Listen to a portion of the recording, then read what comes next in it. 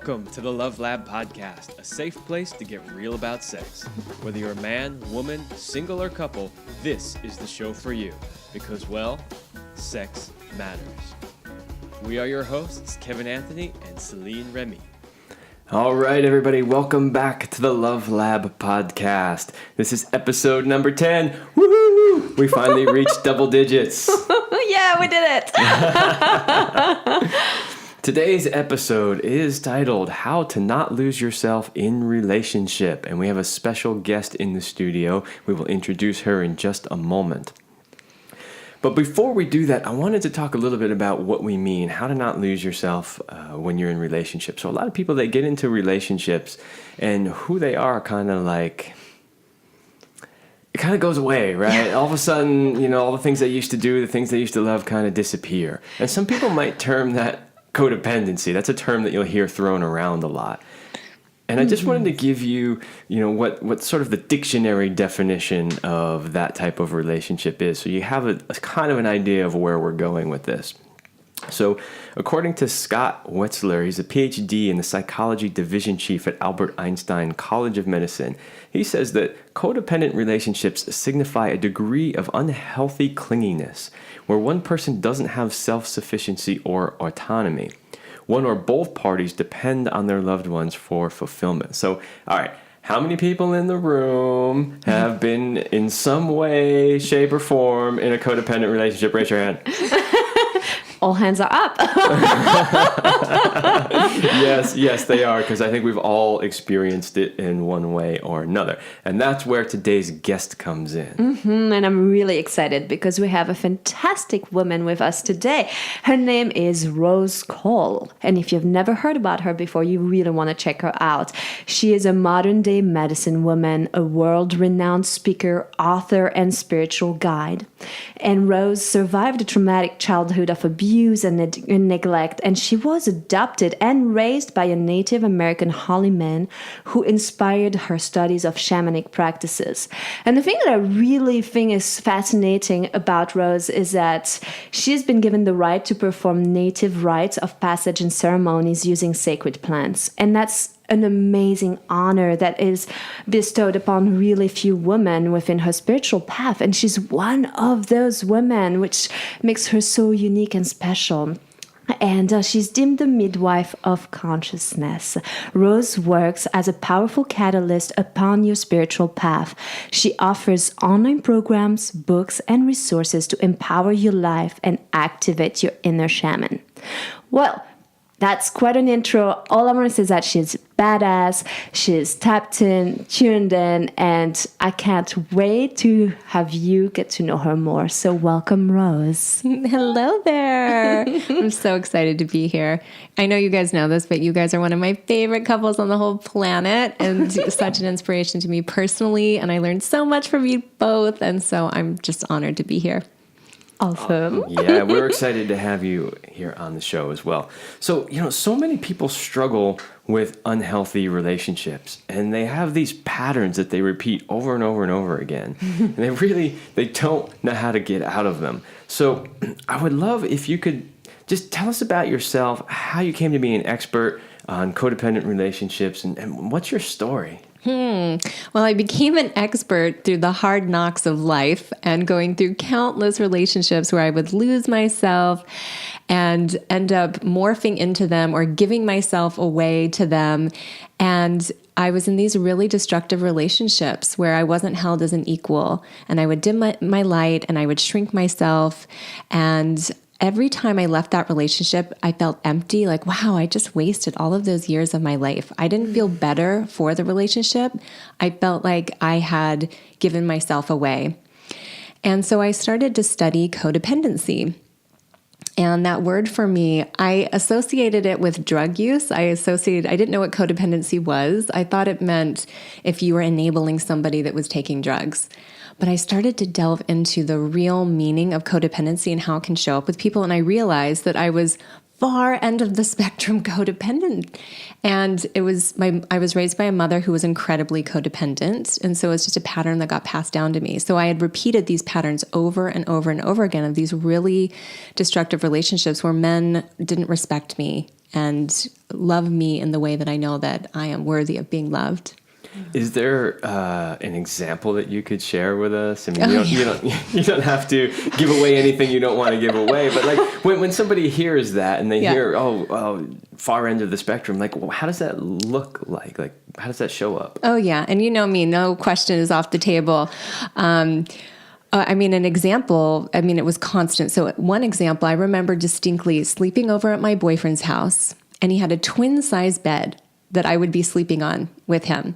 And I would sleep on my side, squished up against the wall so that he could sleep because I didn't want to disturb him, but I wouldn't get sleep all night long.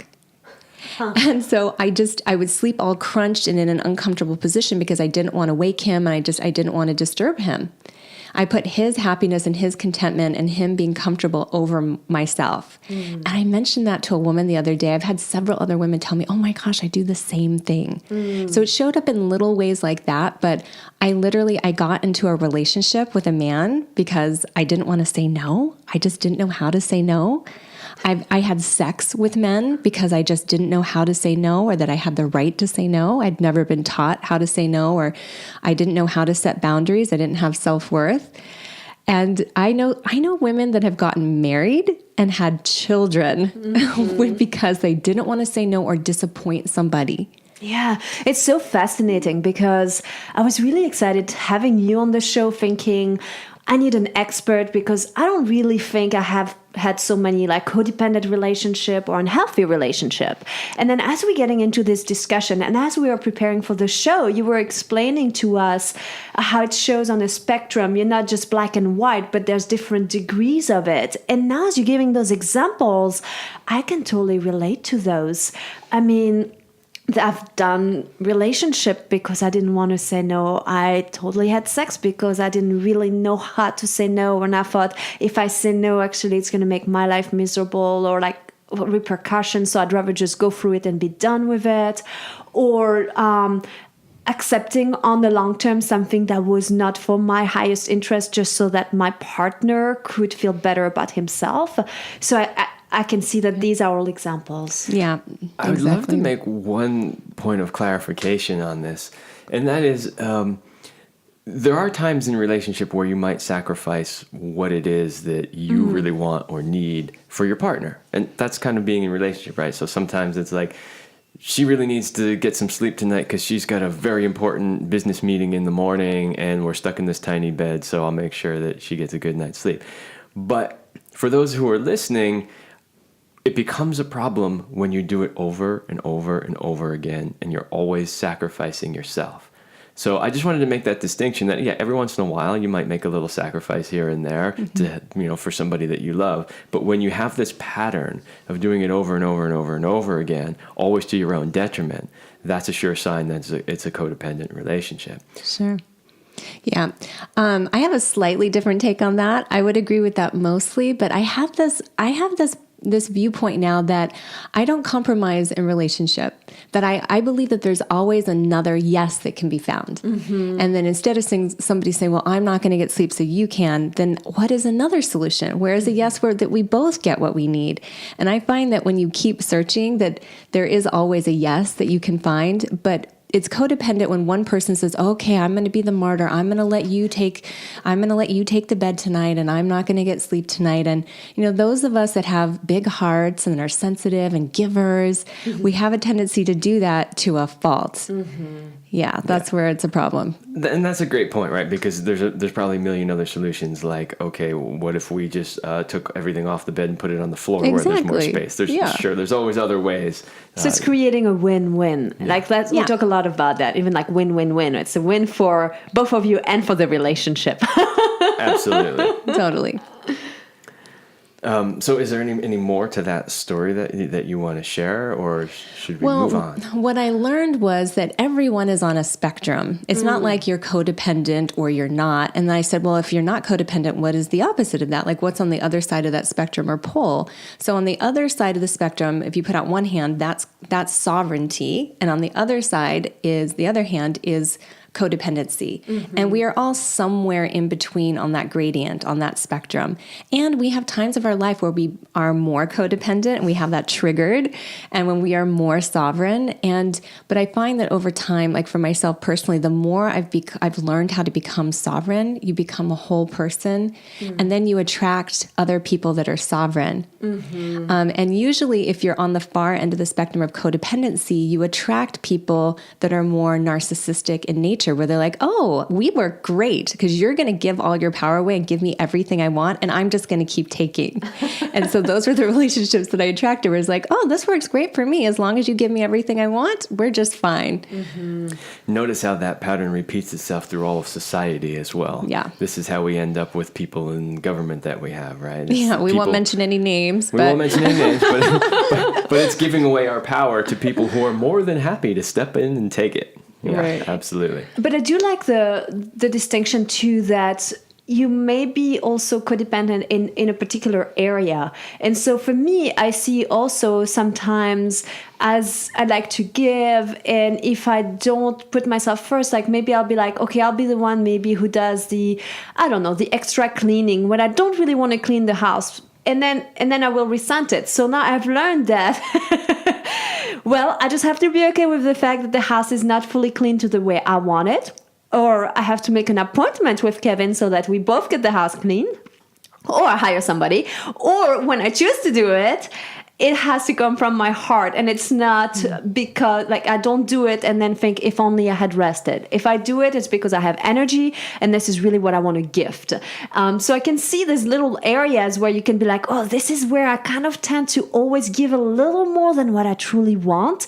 So kind of a little bit having that awareness so that you can course correct is pretty essential. Yeah. Yeah, and we've been talking a lot about sort of giving too much. But I know that that's only one of the signs of codependency. So I'm wondering, Rose, I know that you wrote a great article on the 7 signs that you have codependency, Yes, or some similar title to that. Yeah. So tell us a little bit more about what are some of those other signs? Yes, and I'd love to give a couple more definitions of codependency too that really help me to have a huge awakening. One of which is anytime you modify or change your behavior in order to be liked or to avoid loss of love.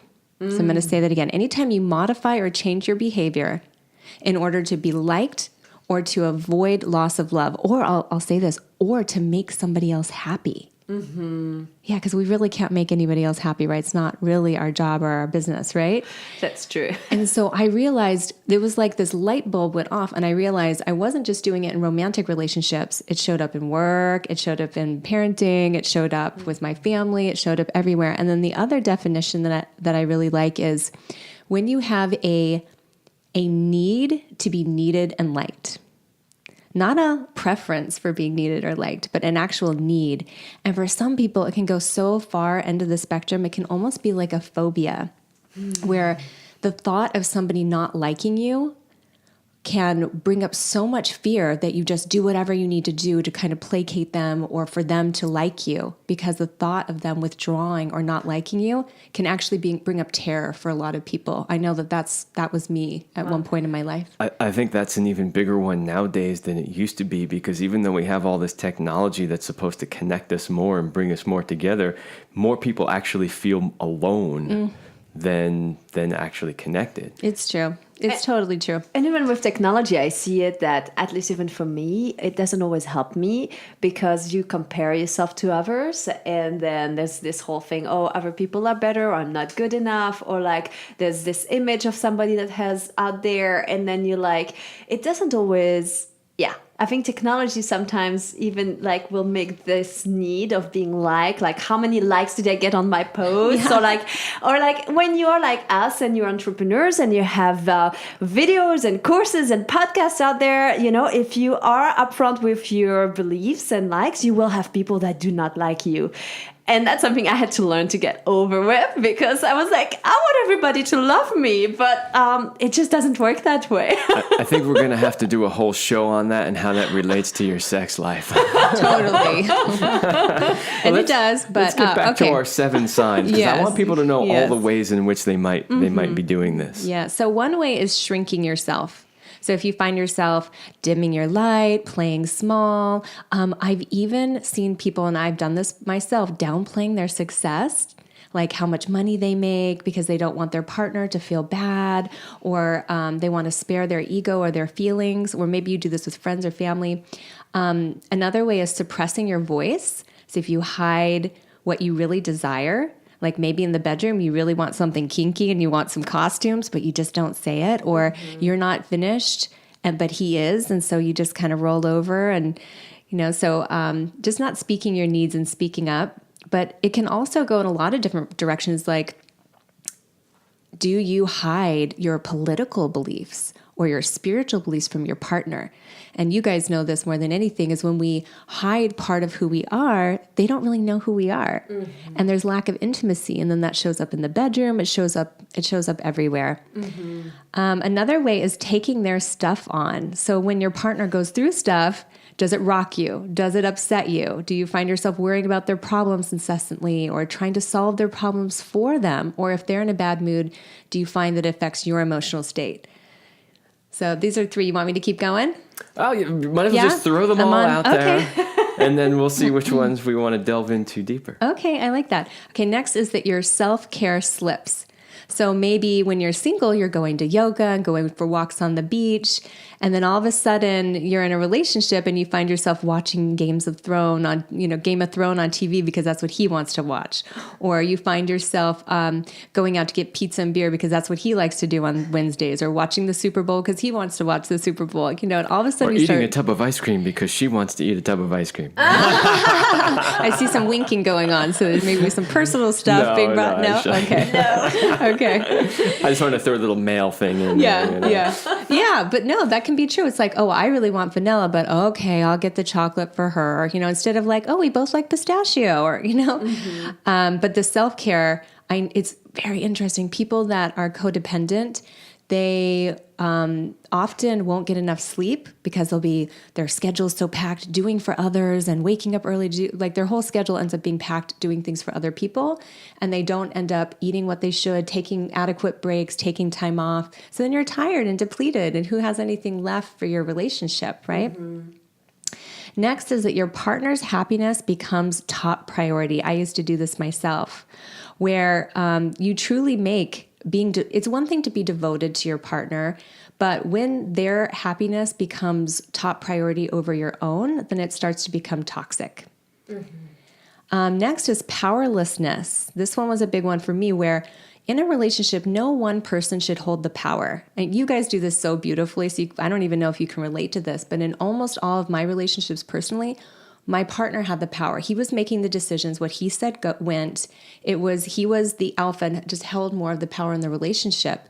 And I would shrink and not speak my voice. But in a healthy relationship, both people are holding the power equally. Both people have say, and it goes back and forth. We see this in marriages where the man will be the one that holds the money and he makes the decisions, and she'll have to go to him to ask permission to write a check or invest in herself, when really it's both of their money and she should be able to make decisions equally. Oh, it shows up in the bedroom too, where one person holds the power because one person has a higher libido or lower libido. And basically the one who holds the power is the one with the low libido. And that's the one who decides how much sex the other person gets. And that's a huge power play here and dynamic that I see a lot in my practice. I've seen the opposite too, where the person that has the high sex drive, if that's the man and if the woman is more codependent, she might just be having sex when she doesn't want to and she doesn't feel it. That was me. I had a lower sex drive, but I was just doing it because he wanted to, and I would literally just shut down. It wasn't registering with me. I wasn't enjoying it. So, a lot of these things have a component that is revolving somehow around boundaries, right? Right. Because whether you're having sex because he has a higher sex drive, but you're not really in the mood, but you're doing it just because, he wants to, or any number of the other examples that we've talked about, a lot of them, like the way out of those is to really draw clear boundaries. So I was wondering if you could discuss a little bit about, how did setting boundaries work for you? Or do you have any guidelines for how to set good boundaries? Yes, I do. Yes, it really comes down to boundaries and speaking our truth. And then I also teach other things, which maybe we'll get a chance to delve into, about like the difference between being aggressive, passive aggressive, excuse me. the difference between being aggressive, passive aggressive, or assertive. And a lot of times we get those tangled up. To be assertive is a method of self-care where you go within to learn what it is that you want and need, and then you set healthy boundaries. You speak your truth and set healthy boundaries. So I know as a child, I was never taught how to set a healthy boundary. I didn't know what it meant really, and I didn't know that I really had the right to say no. But the first step before you speak a boundary is to get in touch with who you are and what your truth is. And I find that most people, when they've kind of enmeshed and morphed into somebody else, they don't really know who they are and what they want anymore. They've taken on the viewpoints of this other person. So in my work, I first take people through a process of coming back to themselves, which is always this huge discovery, like, oh my gosh, I don't like scrambled eggs. I've been eating scrambled eggs because he likes scrambled eggs. You just have all these realizations of how much most people have been giving away their power and morphing into somebody else. So you first come back to yourself. And then you get clear about what your like to haves are versus your must haves. Your must haves are your values. They're the things that are make or break. Like there are some things like, okay, if my partner cheated, well, that's a make or break for me. Or if he wants to be in a polyamorous relationship and you don't, then maybe that's a make or break for you. So we have those things that are must-haves. And then we have preferences, right? Mm-hmm. And so getting clear what your must-haves are and what your like-to-haves are. And I always tell people, if you have a must-have, if you have a value that is really important, anytime we allow somebody to overstep that boundary or we don't stand for that must-have, we chip away at our own self-esteem and our own self-worth, and we don't trust ourselves. We don't have value anymore.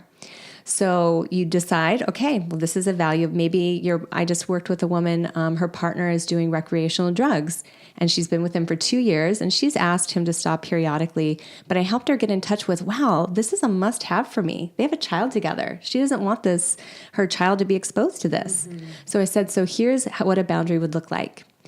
It's getting clear what it is you want, speaking it to the other person, and then giving them a choice. Can they meet you here? And if they can't, you have to be prepared to take action in some form, whatever the repercussion is. And so for her, it was, wow, I really actually have to present it to him as a boundary. Mm-hmm. My boundary is that there are no drugs and that I'm with a partner that's not taking recreational drugs. If this happens, then I'm going to leave. Mm-hmm.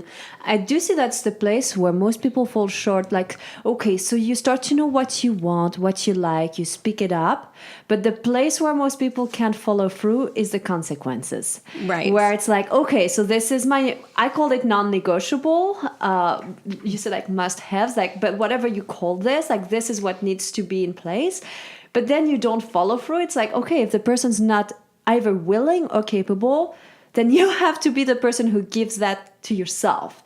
And you have to have the consequences that you follow through. Right. It's just like with a child. If you tell a child no dessert after dinner, and then you go, okay, you can have dessert tonight, guess what's going to happen for weeks, months to come? They're going to berate you for dessert every single dinner because they know that mommy she doesn't mean what she says, mm-hmm. and you don't have to listen to her. This is why children are such a great mirror, because they will show you these patterns so quickly and so irritatingly. Well, I always give the example, too, of a dog. Like if you're training a dog not to jump up on the couch, and then every once in a while you let the dog come up on the couch, the dog's totally confused. Do I come on the couch? Do I not? So we train people how to teach us.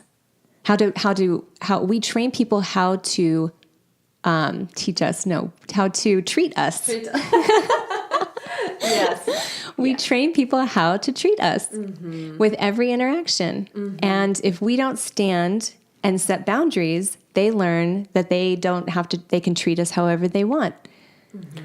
So this is great, because this leads into my next question, which is, if somebody listening to this show has listened to everything that we've talked about so far and said, oh shit, that sounds like me. Like, what do they do about it? Yeah. So here's the thing. Take a deep breath. Let's all take a deep breath. When I learned this, it was literally like having a bucket of ice water poured on my head. I felt sick to my stomach because I'd realized I had trained every person in my life across the board to walk all over me and that I would take it. And I didn't have self-respect and nobody listened to me. And it was in every category: work, family, relationships. Just know that you can course correct, just like training a dog with consistency. You can show it differently. And the most amazing thing happens. You retrain everyone and people start to respect you. And the people that don't will find a way to what I call vibrate out of your frequency. And then new people come in and it is magic. It really is. So there's always a way to course correct. I've never, even the toughest cases that I've ever seen, and I've worked with some complex codependency where they've intertwined all kinds of things in their life. And there are ways to disentangle it, take your power back, speak your truth, and do it with grace without blowing up your whole life. So do you address all the areas at once, if you like, all across the spectrum, like relationship, family, and all of that? Or are you recommending that they pick one first? Or does it ripple effect if you do one? Well, here's the thing. Once you learn and you see all the areas where you're doing it, you can't unsee it. And then you see it everywhere. And believe it or not, just seeing it starts to unravel the patterns. But I always recommend that people start with coming back to themselves. Because then you can feel what it is that you need, and you start to see the pattern everywhere. And I start to show people, I have lists, and I show people all the different ways that it shows up. Just the realization is most of the work, believe it or not, because it starts to unravel. And then, you just start to go to each individual relationship. And I'll give you guys a little tip. Here's something that's really helpful, is to go to the people in your life and say, hey, there's a change in my life. I am starting to study and see where I've had some patterns, some unconscious patterns. And you could even say, I'm starting to see where I've had some codependency, where that's shown up in different areas of my life. And I'm going through a process of learning and looking at these patterns. And so you're going to see some changes in me. So you alert and you tell people. You can even tell your children, hey, I realize that mommy sometimes has had squishy boundaries. Sometimes she tells you one thing, and then you know how sometimes she lets you have your way? So I'm realizing that that's not good for you or for me. And so mommy's going to be making some changes. And so now from here on out, whenever I say no, then I really mean no. So I'm giving you an example of with a child, but really that could work with your partner, your husband, your boss, or whoever. But telling your partner gives them a heads up. So when they see a new change, they're not just like, what's going on? Just don't talk to your adult partner in the baby talk. No. I don't think that'll go over so well. Otherwise, that's great advice. So Rose, I know that you have created an entire program to help people with this. Yes. So tell us something about that. Yeah, so there's a process that I take people through. It's a 9-week process. People have huge awakenings in there, and I give people templates and exact wording to say, and I help people to unravel it. There's a whole segment just on romantic relationships and marriage, and then also I help people with whether it's showing up in parenting or work, whatever category in your life. And it's a process of learning to come back to yourself, learning self-love, like how to really fill up that internal love tank so you're not looking to source it outside of yourself. So people's confidence goes way up. And when you're exuding that self-love and confidence, then you attract totally different people in your life. So romantic partnerships show up totally differently. So it's a beautiful process. It's called Truthfully, and it's the most successful program that I've ever created. The results are like out of this world. And how do people find it? Yeah, that was my question. They could go to my website. My website is rosecole.com, and that's ROSECOLE.com.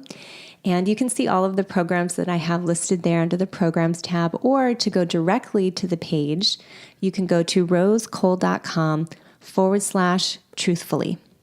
Truthfully. All one word, no dashes, anything? All one word. Awesome. Well, it will be in the link section in the show notes. So if you're not sure about it, just click on the link. All right. Well, I think that's about the end of our show, unless anybody has any PSs they want to add. No, I think it was quite amazing. Oh, maybe Rose does. I want to thank you. say that in the 20 plus years I've been doing this and facilitating people, I have never met anyone that's come back to me that said, oh my gosh, I wish I didn't know this. Every single person has said, thank God I know this now. Wow, this has changed every area of my life. I'm having better sex. My relationships are better. My confidence has gone through the roof. I can't believe this was right under my nose. And I just want you to know, if maybe you're having some sensitivity around this or awakening around, wow, I've been doing this. I've worked with people that have been spiritual teachers, psychiatrists, medical doctors, psychologists. I'm working with one of the most prominent veterinarians in San Diego right now. All of these people had no idea that they were codependent, and it showed up with their patients. It showed up in their relationships. So it's just an area that until you learn it, you don't know it. And learning it you can turn it all around really quickly. It's a sneaky one that is underlying a lot of relationships, and most people don't even know it's there. And that's why it's so important that we have these conversations. Rose, we want to thank you so much for being on our show today. And I know we didn't talk about penises and vaginas as much as we normally do. But it's in there. This all comes back to the penis and vagina. That's right. Yeah. All right, everybody. Thank you for joining us on this episode, and we will see you next time. We hope you liked this episode of the Love Lab podcast. If you enjoyed this show, leave a comment and share it with your friends. And if you want more, we have an entire digital library with the best sex tips and relationship advice at CelineRemy.com. That's CelineRemy.com. So join us in the Sex Vault to continue this adventure. Thanks for listening. And remember, you're amazing.